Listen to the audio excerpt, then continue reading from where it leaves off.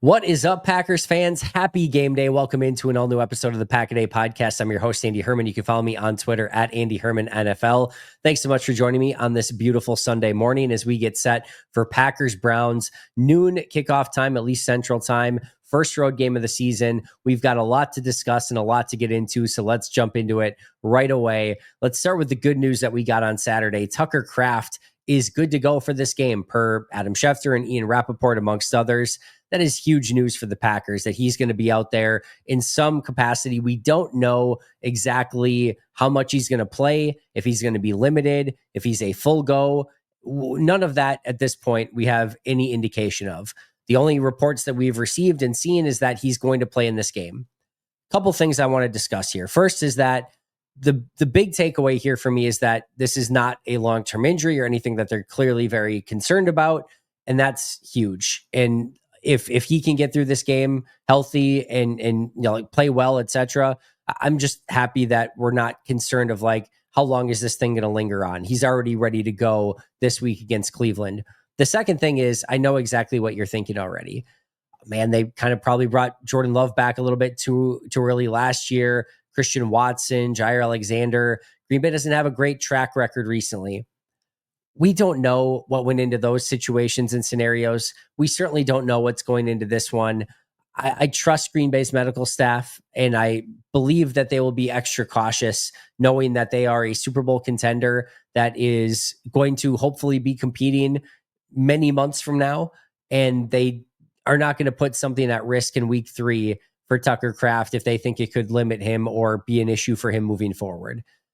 That's just what I choose to believe. Let's just see how this one plays out. I understand the maybe desire to say hey, just let him sit this week. Maybe let him sit next week and let the bye week come. You can beat Cleveland and Dallas without Tucker Kraft. I get that. At the same time, if he's good to go and he wants to play, which he does, there's only a finite amount of these games. A loss to Cleveland sets you back as you try to compete with Detroit for the division, Philly for the NFC to try to get that bye. Any sort of loss or just not being able to win any specific game can set that back. That can really hurt those chances down the line. So to me, if that's where the difference between injured and hurt comes into play. If he's hurt and he can still go, then by all means, that's kind of part of the job description in the NFL. But yes, I'm hoping that there's no risk of re-injury. I'm sure if there would be, Green Bay would be extra cautious at this point in time. So I'm taking this as good news. I'm letting all the other stuff not get into my thoughts, and we will see what Tucker Kraft can bring to the table against Cleveland and how much he plays in this game. But I'll just say it. I'm excited to see Tucker Kraft get out there and play and hopefully dominate as he has been against this Cleveland Browns defense. Meanwhile, Jayden Reed did officially go on IR. Just a procedural move here, nothing that we didn't know already. He's going to be out for the foreseeable future, and this is just logistics, if nothing else. They did not pick up anyone in his place, so they now have 2 open 53-man roster spots, one for Brenton Cox and one for Jayden Reed. All right, let's get into our Luigi's Pizza player to watch for this game. I'm going with Josh Jacobs. I just think we're going to talk about it a little bit. I think the run game is going to be huge in this one, but I want to see Josh Jacobs really get going. I'd love to see 120 plus yards rushing for Jacobs, ideally on 20 carries. So it's not, that he has to carry it 30 times to get to that. But yeah, I really think that there's an opportunity here. And I think Green Bay just needs to go into this game with the mentality of we're going to come in, we're going to run the football, and we're going to dictate terms that way. And to me, if they can do that and Josh Jacobs can have a big game, it's just probably a victory for the Packers. So to me, I'm watching Josh Jacobs in this game as my Luigi's Pizza player to watch. Make sure to get your Luigi's Victory Pizzas wherever you get your favorite frozen pizzas. You can find them at luigispizza.com and, of course, over on social media at Luigi's Pizza. That's LuigiSpizza, both on social media and over on the website as well. Meanwhile, let's get to our injury report presented by Habish and Rotier. With Tucker Kraft now playing, just one player that we have to worry about, and that's Zach Tom. Now, Tom practiced all week, albeit limited. This is another very interesting one. He said that when he was moving laterally, he felt fine. When he moved forward, tried to run, that's when that, injury really started to affect him. Again, if he can go, I'm assuming he's going to go in this game, but we'll see how cautious they are with Zach Tom as well. But that's it. That's the injury report for Green Bay. It's Zach Tom, and everyone else is good to go now that Jaden Reed's on IR, and we don't have to kind of talk about him on the injury report anymore. It's just Zach Tom that's up in the air for this one. So good news that it's just one player, but it's clearly a very important player when you have Myles Garrett across from you. And for this one, Zach Tom could have a really big impact if he's able to go out there and play like he normally does. Doesn't make it any easier necessarily going against Myles Garrett, but I mean, I guess to some extent it does because it's Zach freaking Tom. It's still a very tough matchup for anybody, but I would certainly rather it be Zach Tom than a rookie like Anthony Belton or a second-year player like Jordan Morgan in this instance. So hopefully Zach Tom can go and not have any sort of risk of re-injury or anything like that, but we're going to have to wait probably until about an hour and a half before kickoff when those inactives come out to see if Zach Tom is in fact able to go in this one or not. From a Browns standpoint, they elevated 2 players, Caden Davis, the wide receiver, and Dom Jones, a corner. DeAndre Carter, their kick returner, punt returner, wide receiver, was cleared from concussion protocol, so he is good to go for this game. And their kicker, who had to have an MRI done because he had a bit of a tweak or an injury of something, he is still good to go for this week. He is good to kick. He is going to be their kicker. I think that's actually a good thing. I don't think he's actually all that great to begin with. And now he's a little bit banged up as well. I was kind of worried that they're going to get like some veteran kicker in and he was going to go out and, save the day, or like that's not the case. Schmidt is still kicking for Cleveland. Like I said, I think that's kind of a good thing for Green Bay. Meanwhile, again, we know Mike Hall Jr. is out for the Browns, and the 2 big questionable players for Cleveland are Joel Bitonio, their guard, and Jack Conklin, their tackle. So the offensive line's very much in flux for both teams with Zach Tom for Green Bay, Joel Bitonio, and Jack Conklin for Cleveland. Those are the 3 that, again, an hour and a half before kickoff when the inactives come out, those are the 3 to be keeping an extra eye on.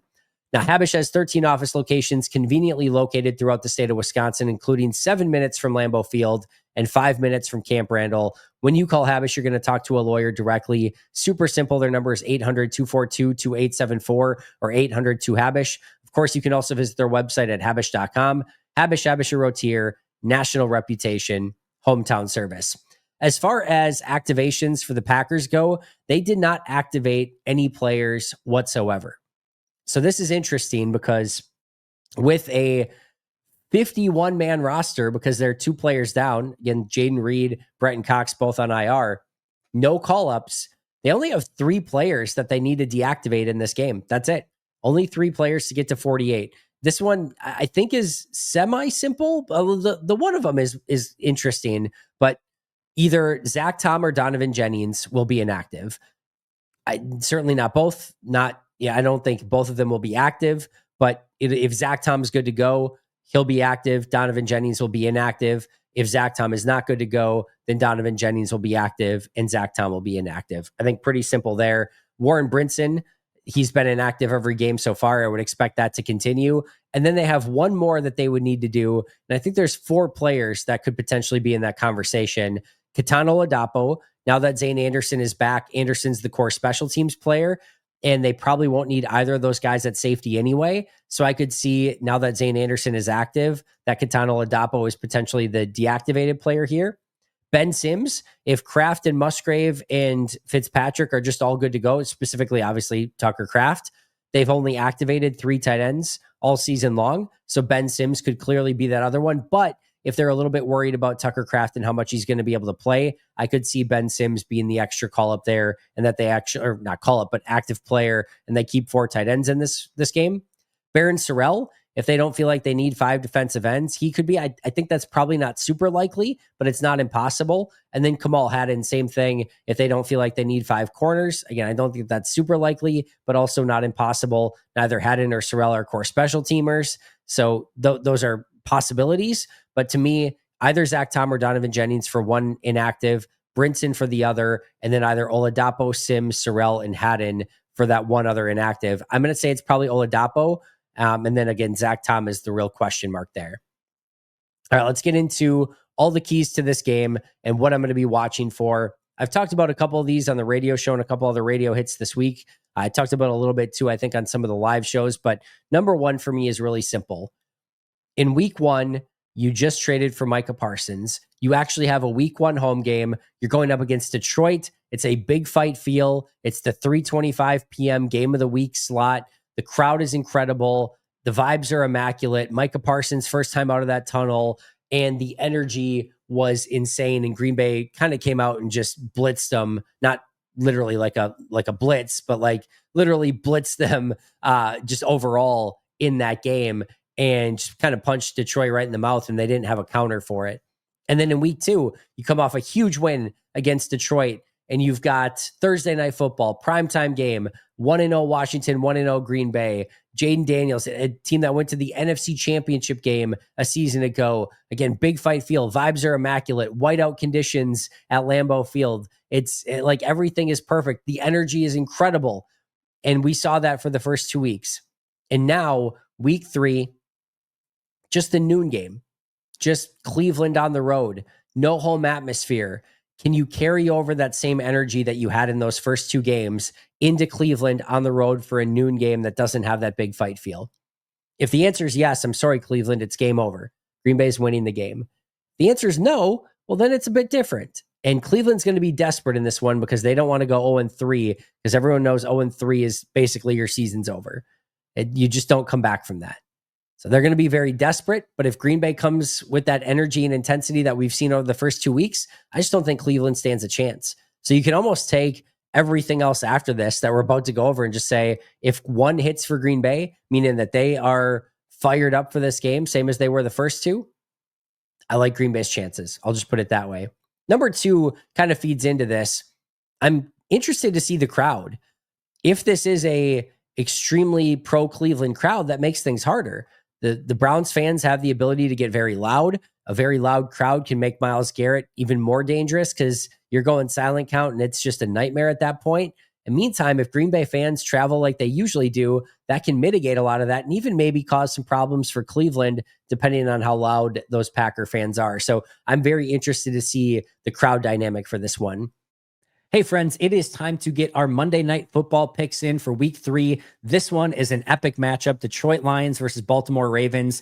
This has the ability to have some fireworks and some big time point production. I cannot wait. Obviously some NFC North implications as well, but this is a great one to get those sleeper picks in for. Let's get to it right away. I'm going Lamar Jackson, more than 48.5 rushing yards. In these big games, we like to see Lamar Jackson be the playmaker that he is. I think we're going to see that in this game, especially as Detroit tries to slow down both Derrick Henry and the deep passing attack. There's only so many things you can watch for. And with Lamar Jackson, Detroit likes to play a lot of man-to-man defense. We'll see if they switch that up in this game. But if they do, there could be some real rushing opportunities for Lamar Jackson in this one. Next up is Sam Laporta, more than 41.5 receiving yards. Laporta's had a little bit of a slow start to the season. I think that changes in this game. I think he's due for a big performance, and I think you'll see him attack the middle of that Baltimore Ravens defense. And then last but not least, more than a half touchdown for Derrick Henry.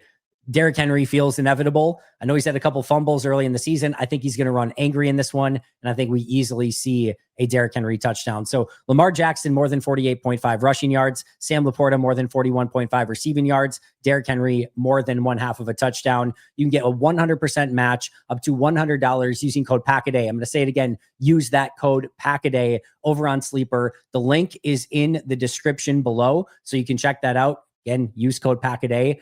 And just make sure that you know that terms and conditions can apply, and you can check out Sleeper for all those terms and details. But I'll say it one more time, $100 match, 100% match up to $100 by using that code PACKADAY. Make sure you check it out. Number 3 is what I just consider the obvious ones. We don't need to spend a ton of time on them. You know them, I know them, we all know them. So we don't need to go over them in great detail. Myles Garrett, you have to contain him. It goes without saying. He's a stud. To me, he's the best defensive player in football. And even Micah Parsons is like, hey, if you want to make that argument that he's the best player or defensive player in football, he's like, I'm not even going to argue with you. He's that good. He's that talented. He's an absolute freak. And you got to figure out a way to shut him down and make it that he's not controlling this game from the Browns' defensive perspective. Number 2 is turnovers. Every single week, it kind of goes without saying. But this is one of those games where if Green Bay wins the turnover battle, they're just going to win this game easily. If it's even, I think Green Bay wins like 90, 95 times out of 100. And then if Cleveland wins it, though, I think that's what gives them a puncher's chance. And so I think Cleveland needs a turnover to go in their favor in order to have any real chance at winning this game. And if that doesn't happen, I just think Green Bay comes out of this one pretty easily. And then the last one is special teams. And specifically like big returns, blocked kicks, blocked punts, anything like that. again, Cleveland needs to live on the margins in this game. They can't win this game straight up. So they got to win the field position battle. They got to get the turnover battle. They might need a big play on special teams. Those are the ways that you allow a bad team to hang around and have an opportunity to win. Green Bay can avoid those things. Don't let Myles Garrett beat you. Don't lose the turnover battle and don't have some big play on special teams. Like I said, they're just going to win this game. So Cleveland's got to have a couple of those things bounce their way. If they don't, Green Bay should be easy in for a win in this one. Number 4, we talked about a little bit with Josh Jacobs, but who can establish the running game? I do think Cleveland's interior's been better. Their tackles are not great, but their interior's good. If Bitonio's out, that will affect them even more in this game. But I want to see which team gets this run game going, because the team that does is going to have a massive advantage. Because both these teams are going to try to stop the run on early downs to get you into 3rd and long and make it so that for the Browns, Myles Garrett can get after you, and for Green Bay, Micah Parsons can get after you. So you don't want to live in those 3rd and long situations. And the defense that can hold the opposing team to short yardage gains on the running attack, it's just going to set their defense up for so much success. And vice versa, if either of these run games get going, now you're setting up play action and everything else. So to me, the run game is paramount to success for both of these teams. And the team that does a better job of setting up their run game will have a huge advantage to me in this game. Number 5 is just the attention to detail stuff. This kind of goes along with the mistakes and stuff I was talking about earlier, but I don't need Green Bay to revert back to pre-snap penalties and dumb decisions and drop passes and those sort of things, right? Again, play this game straight up.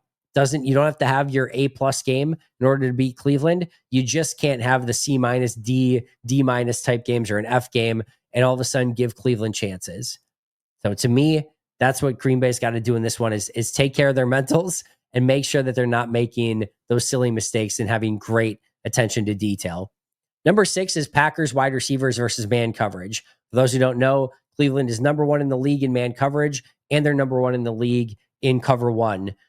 Now, I love this because anytime there's a defensive coordinator who's predictable, Matt LaFleur knows how to tear those things apart. You're going to get a ton of man beaters in this one, a lot of motion, a lot of bunch formations, pick plays, all of it. You're about to see a little bit of everything. But what I will say, a couple things. A, I'm not super impressed by Newsome and Denzel Ward. I think you can get to them, but Green Bay has had some struggles in the past with man-to-man coverage and getting off of press man-to-man coverage. You're about to see a decent amount of that. So I do think it's up to Romeo Doubs, Matthew Golden, Dontavian Wicks, etc., to make sure that they are getting off of that press coverage and getting open for Jordan, because it's basically just a race, meaning you're going to get off of man coverage eventually. It's just a matter of time. Guys can't cover forever, but in the meantime, that pass rush is going to be pretty aggressive, and the corners are playing you press man so that those first looks aren't there. So you're inherently going to have to hold the ball. And now it's just what happens first. Receiver gets open or defensive line gets to the quarterback. It's literally a race. But I like Green Bay's chances because, again, they kind of know what's coming. And Matt LaFleur is really good in those situations. But be mindful. And if you're taking your eye off the ball, watch to see right at the line of scrimmage if those wide receivers are getting clean releases and beating the defensive back to the football, or just to their spot and being able to win with their route running ability. If so, huge advantage for Green Bay in this one. Number 7, Rashawn Gary and LVN. We know that Cleveland's going to do everything they can to take Mike out of the game, but Cleveland's offensive tackles are terrible. They're really, really bad. So if Rashawn Gary and LVN can take advantage of that, maybe it's one of those things where you put Micah Parsons over center, try to get him going. If Bitonio's out against his backup guard, like those are things where I still think Micah can win even against some of their better players like Wyatt Teller. But in the meantime, I think you're going to be able to have Rashawn Gary and LVN winning, I think, against those other offensive tackles. And to me, that's an advantage for Green Bay here as well. Get those two guys going. Micah's going to get his, and now you're going to be very well-rounded up front. So big game to me for Rashawn Gary and LVN as they go up against offensive tackles that they should be beating with some regularity. Number 8 is Jerry Jeudy. He's the one big-time receiver for Cleveland that I have some concern over. I think Joe Flacco is very smart. I don't know if anyone can completely solve this Jeff Hafley defense, but Flacco's been around. He's seen just about everything. And if he finds that connection with Jerry Jeudy, again, that would be the one where there could be some legitimate cause for concern. Now, they've shut down, their number one wide receivers in Detroit, and Amon-Ra St. Brown and Jameson Williams even. McLaurin did next to nothing last week. They've been really good with this stuff, but you certainly don't want to get Jerry Jeudy going with any real sort of momentum in this game. Number 9 is the two tight ends for Cleveland, David Njoku and Harold Vannon. Those two have a lot of run after the catch ability. So it's not that you're going to limit them from catching the ball or things like that, at least not consistently, but can you get them to the ground right away? It's okay if you get them play over the middle where one of those tight ends catches the ball, but you got to get them down right away. And so that's a 5-yard gain rather than a 15, 20, 25-yard gain. So I think those are two very talented tight ends. I like Green Bay's linebackers and safeties to match up with them, but you got to make sure that you're getting those two to the ground. And then last but not least is the kicking game. We talked about special teams already a little bit, but I think Green Bay has a huge advantage here. I think Schmidt for Cleveland is not that great, and he's a little bit banged up. And I think the world of Brandon McManus and what he's done for Green Bay so far, I think that's advantage Green Bay in the kicking game, which you never know. I hope it doesn't come down to that. I hope Green Bay wins this a little bit easier, but don't sleep on the kicking game and potentially needing a couple field goals to kind of get you through this one at different aspects and different times of the game. All right, so those are my 10. Intensity and energy. How good of a crowd can this be for Green Bay? Or if it's not, is that a huge advantage for Cleveland? The obvious ones, Myles Garrett, turnovers and special teams, run game for both teams, attention to detail for the Packers, Packers wide receivers versus man coverage, Rashawn Gary and LVN, hopefully tearing it up front. Be wary of Jerry Jeudy and David Njoku and Harold Vannon. And then, of course, that Browns kicking game as well. My prediction for this one, Packers 27, their third consecutive game getting 27 points. Browns 17. I think this could be a lower scoring version of the Bills-Dolphins game that we just saw the other day, where you're going into the fourth quarter and it's tied. And maybe even Cleveland has the ball. And you're like, oh, this is kind of annoying. Just like we saw Miami, tie game, had the ball. Then, of course, were about to get the ball, and then they had the roughing the punter penalty. But I could see something similar where during the course of the game, you're like, man, this is close and I'm kind of nervous. Can Green Bay just put this thing away? And then you get to the end and you're like, they won by 10 points. I think that's what you're going to see here. I think 17-17 going into the fourth quarter. Green Bay has the ball. They go down, score a touchdown, make it 24-17. Cleveland goes down to try to tie the game. Flacco throws a pick. Green Bay gets set up in field goal position, kicks a field goal to put it at a 2-score game. Cleveland doesn't score from there, and it ends up being a 27-17 final in favor of the good guys, your Green Bay Packers.